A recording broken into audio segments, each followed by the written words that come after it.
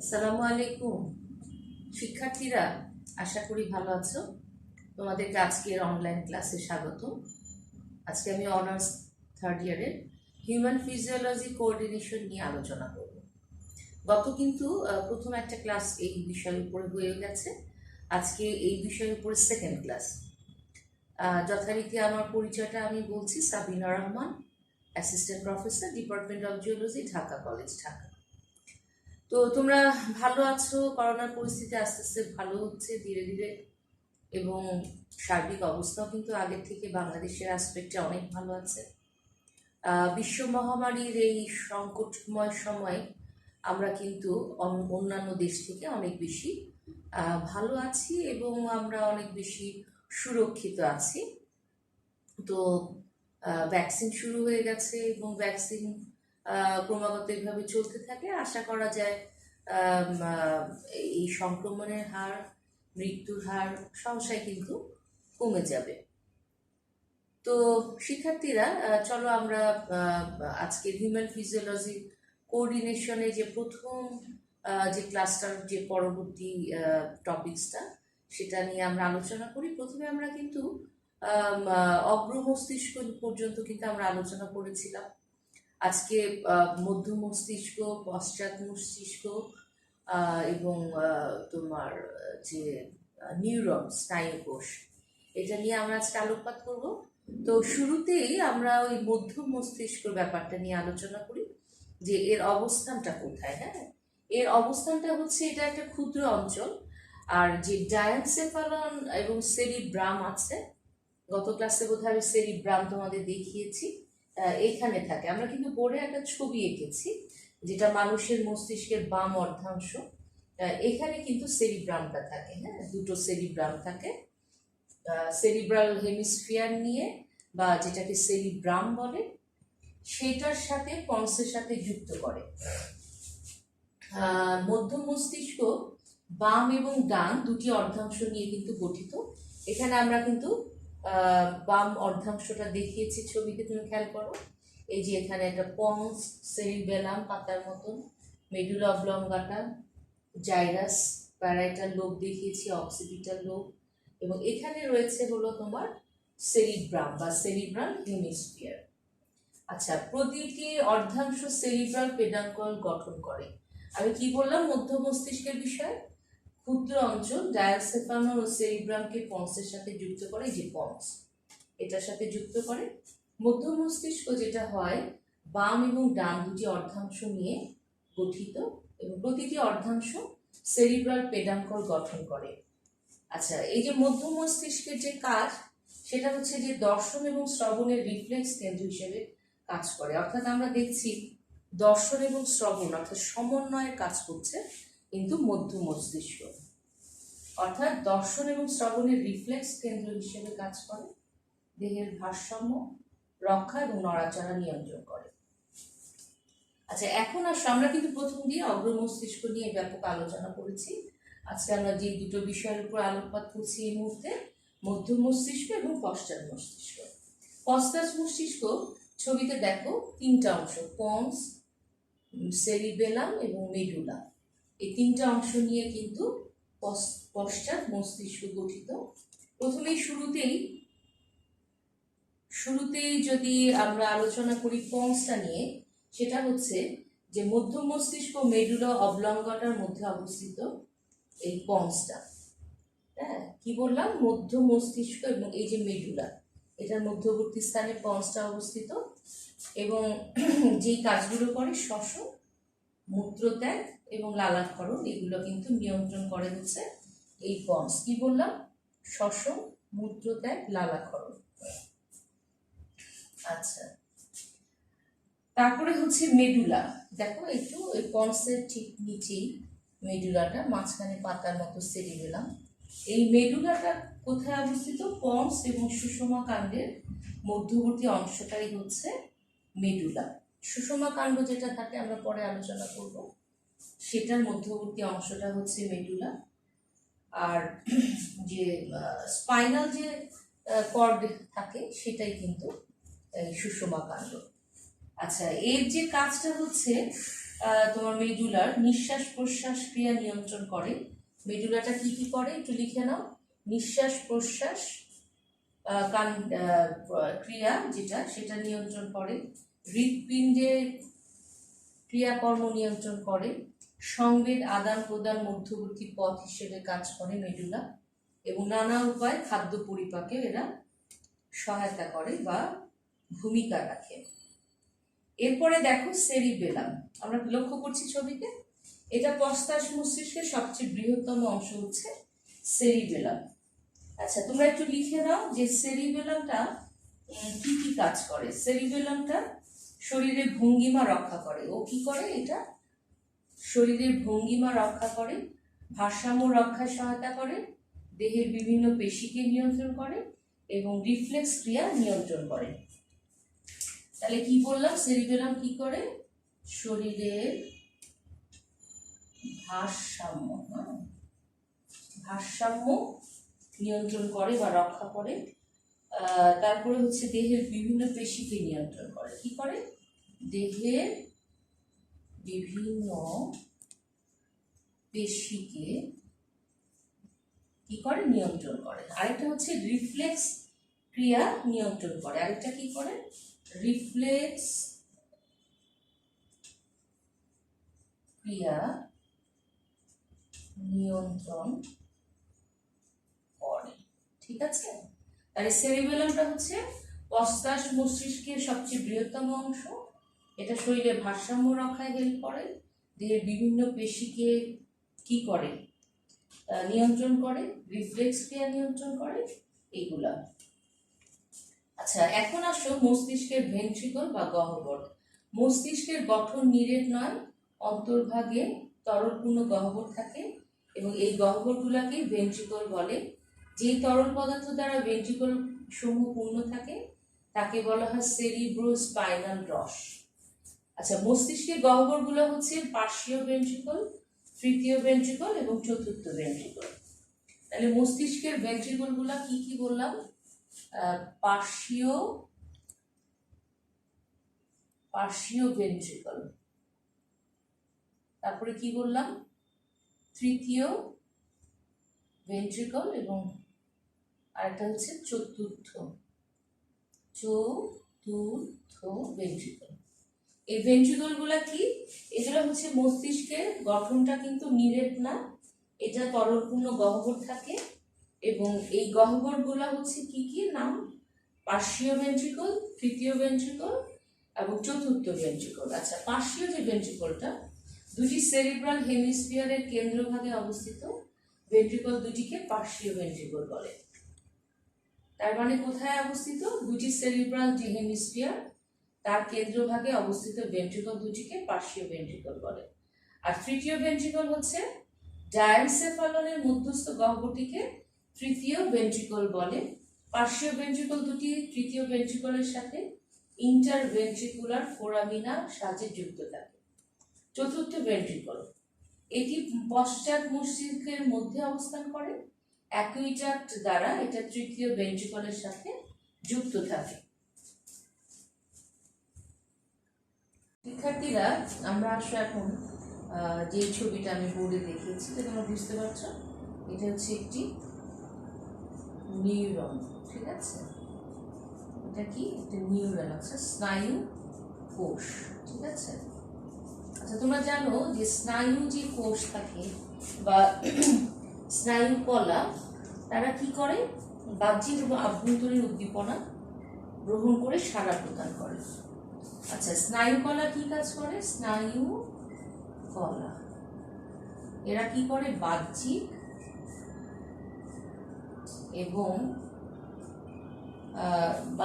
এবং অভ্যন্তরীণ উদ্দীপনা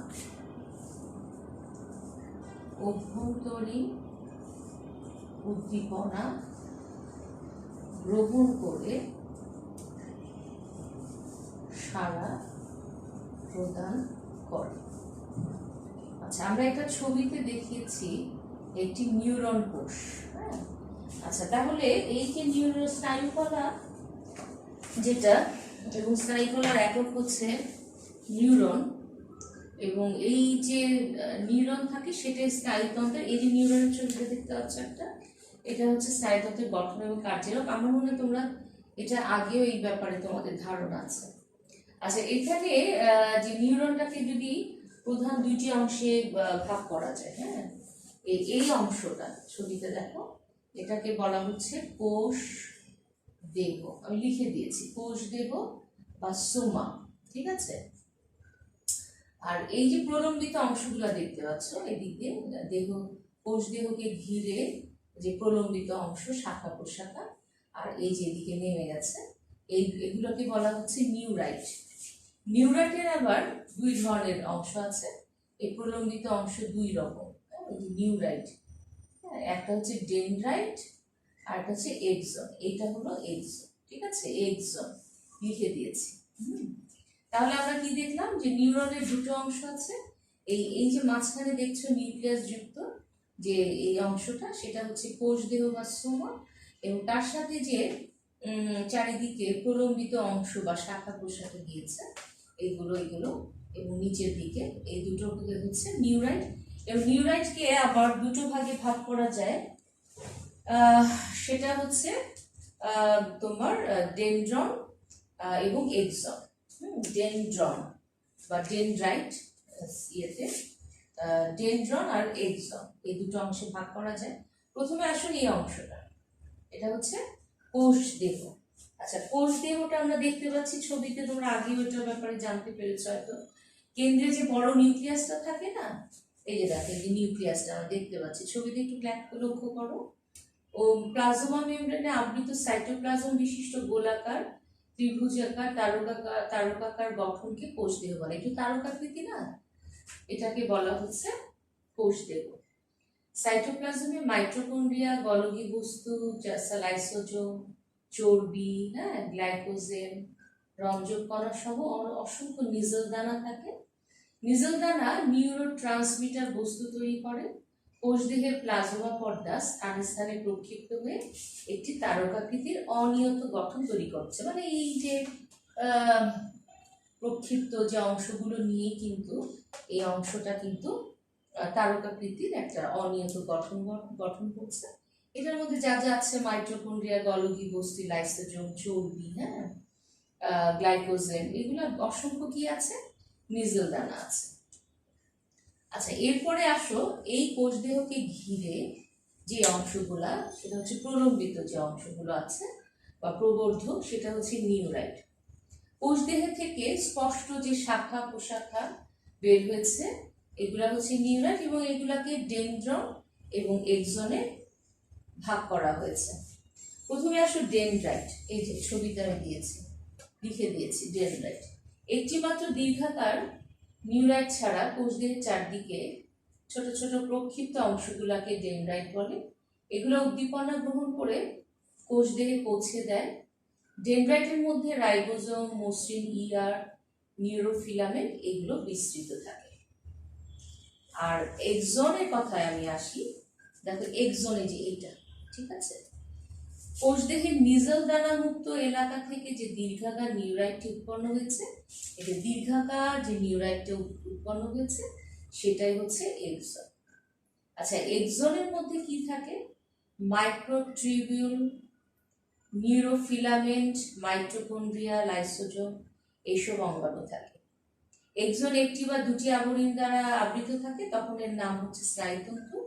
চারটা যে সোয়ান কোষ নির্মিত নিউরোলেমা নামক একটি আবরণী দ্বারা, এই যে এই অংশগুলো আমি তোমাদের দেখাই, সেটা হচ্ছে এই অংশগুলা, এই, ঠিক আছে, এই যে অংশগুলো দেখতে পাচ্ছি, এই যে এগুলাই হচ্ছে কি সোয়ান কোষ।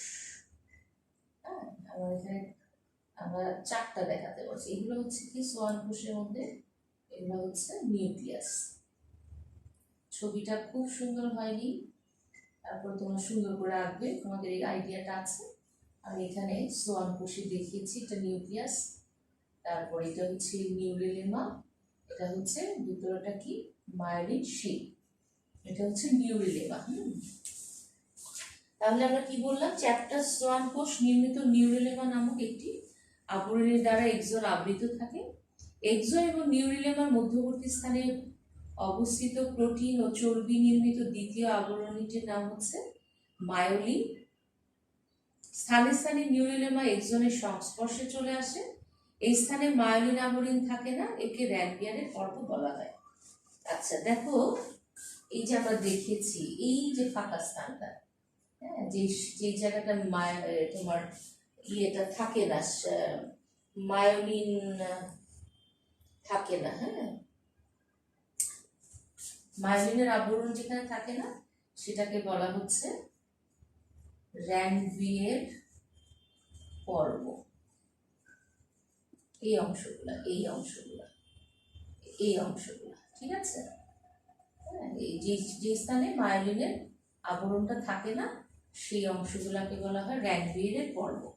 আর এই যে অংশগুলো দেখতে পাচ্ছ এগুলো হচ্ছে এক একটা সোয়ান কোষ, যেখানে মায়োলিন শীট আছে, নিউরেলেমা আছে এবং নিউক্লিয়াস আছে।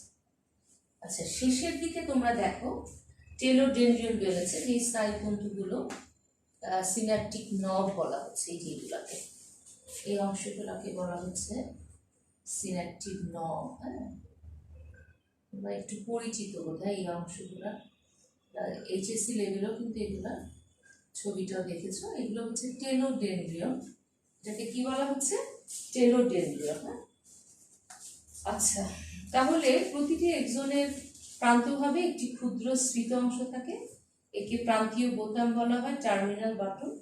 এক্সনের প্রান্তভাগ অন্য ডেনড্রাইট, পেশিতন্তুর গ্রন্থি ইত্যাদি স্থানে বিস্তার লাভ করে। তাহলে আমরা দেখতে পাচ্ছি যে এক্সন এবং ডেনড্রাইটের মধ্যে যদি আমি পার্থক্য দেখি তাহলে কি হবে, এক্সন হচ্ছে স্নায়ুকোষ বা নিউরনের চেষ্টীয় মটর প্রবর্ধক, ডেনড্রাইট হচ্ছে নিউরনের সংবেদী প্রবর্ধক। একটা হচ্ছে মটর প্রবর্ধক আর একটা হচ্ছে সেন্সরি প্রবর্ধক। প্রতিটি নিউরনে এদের সংখ্যা একটি থাকে, এক্সন, আর প্রতিটি নিউরনে এদের সংখ্যা এক বা একাধিক, কখনো বা অনুপস্থিত থাকতে পারে। এক্সনের ক্ষেত্রে বলা যায় এটা হচ্ছে দীর্ঘ শাখা প্রশাখা বিহীন, তবে কোল্যাটেরাল শাখা থাকতে পারে। আর ডেনড্রাইট যেটা, সেগুলো হচ্ছে খাটো এবং শাখা প্রশাখা সম্পন্ন, অপেক্ষাকৃত মোটা। আচ্ছা, মায়োলিন, এখানে মায়োলিন শীট থাকতে পারে, নাও থাকতে পারে, কিন্তু ডেনড্রাইটে মায়োলিন শীটটা একেবারে অনুপস্থিত। একটি নিউরনের কোষদেহ থেকে স্নায়ু উদ্দীপনা পরবর্তী নিউরনে প্রেরণ করে এক্সন, আর ভিন্ন নিউরন থেকে স্নায়ু উদ্দীপনা গ্রহণ করে। আচ্ছা, তাহলে শিক্ষার্থীরা, তাহলে আমরা আজকে যেই দুটো বিষয়ের উপরে আলোকপাত করলাম সেটা হচ্ছে যে আমাদের মধ্য মস্তিষ্ক, পশ্চাৎ মস্তিষ্কর অংশটুকু, আর ভেন্ট্রিকল যেটা আমি আলোচনা করেছি। আর দ্বিতীয় পর্যায়ে করেছি একটি স্নায়ুকোষ। তোমরা জানো স্নায়ুকোষ, স্নায়ুকলা এর একক হচ্ছে নিউরন, যেটা নাকি বাহ্যিক এবং অভ্যন্তরীণ উদ্দীপনা গ্রহণ করে সাড়া প্রদান করে, এবং স্নায়ুতন্ত্রের একক হচ্ছে নিউরন, যার হচ্ছে দুটো অংশ থাকে, একটা হচ্ছে কোষদেহ বা সোমা, আর একটা হচ্ছে নিউরাইট, যেটা নাকি শাখা প্রশাখা, মানে কোষদেহকে ঘিরে যে শাখা প্রশাখা প্রলম্বিত হয়েছে, যে প্রবর্ধকগুলা বের হয়েছে, এবং সেটা হচ্ছে নিউরাইট। এবং নিউরাইটের দুটো অংশ আছে, ডেনড্রন এবং হচ্ছে এক্সন। ডেনড্রাইটের ছবিটা আমি দেখিয়েছি, এক্সনের ছবিটা দেখালাম। এক্সনে কি আছে, এক্সনে আছে হলো তোমার মায়োলিন যে আবরণ, যেটাকে সোয়ান কোষ বলে, এবং মাঝখানে যেইগুলো মায়োলিন আবরণ নাই সেগুলো হচ্ছে র্যানভিয়ারের পর্ব বলছে। এবং একেবারে শেষের দিকে যে স্নায়ুতন্তু আছে, সিনাপটিক নব, একটার সাথে আরেকটা কিন্তু, একটা নিউরনের সাথে আরেকটা নিউরন কিন্তু এই টেলোডেনড্রিয়ন সিনাপটিক নব দিয়ে কিন্তু, হ্যাঁ, এটার মানে আরেকটা নিউরনের কোষদেহ বা ডেনড্রাইটের সাথে এটা কিন্তু কানেক্টেড থাকে। এইভাবে লক্ষ লক্ষ নিউরন কিন্তু একত্রিত হয়েই কিন্তু স্নায়ুকলা তৈরি করছে। আর তোমরা জানো যে স্নায়ুকলা হচ্ছে যে কলা কোনগুলো, অনেকগুলো কোষ একত্রিত হয়ে যখন একটা নির্দিষ্ট কাজে নিয়োজিত থাকবে সেটাই হচ্ছে কলা, এবং তার স্নায়ুকলা বা স্নায়ুতন্ত্রের এককই হলো নিউরন। তো শিক্ষার্থীরা, আজকে এই পর্যন্তই। পরবর্তী ক্লাসে আর অন্য কোনো বিষয় নিয়ে আমরা আলোকপাত করবো। সেই পর্যন্ত ভালো থাকো। আল্লাহ হাফেজ।